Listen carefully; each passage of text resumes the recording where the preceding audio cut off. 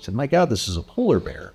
So that starts this whole several months long journey of, we were talking to brokers, Mascot brokers in the UK. We looked when we were over there doing London to Brighton at various places, just trying to see what might have been available as a polar bear mascot.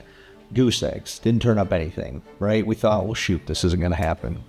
Well, our research assistant, Daisy, young lady that works for us, we were going through she's online one day and says, hey, there's a museum in California that has a bunch of personal items from her life and has a little display set up to her in this museum, and they wrote a book about her and all this jazz, and they have this archive. And I said, all right, well, let's go look at this archive. And she was breaking it down, and we're searching for polar bears.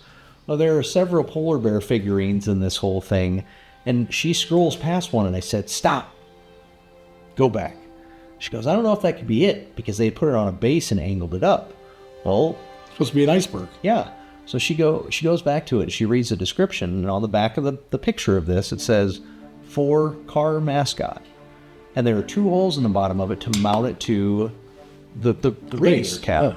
So lo and behold, we reach out to Heather Powell, the lady that's director at the museum, strike up this conversation, and she said, yeah, that's her mascot from the Packard. I said, well, we have the car in our shop, and the phone goes silent. Yeah. And I'm like, well, call him back. She's like, no, I'm still here. She said, we thought that car was destroyed. We had no idea it still existed. Had no clue. So what we ended up doing with that is, instead of taking it from her childhood home, which is where the gatehouse of her childhood home is where this museum is, instead of taking it from her childhood home, we ended up doing a 3D scan, a laser scan of it, and we have recreated it exactly as the original version, side-by-side comparison.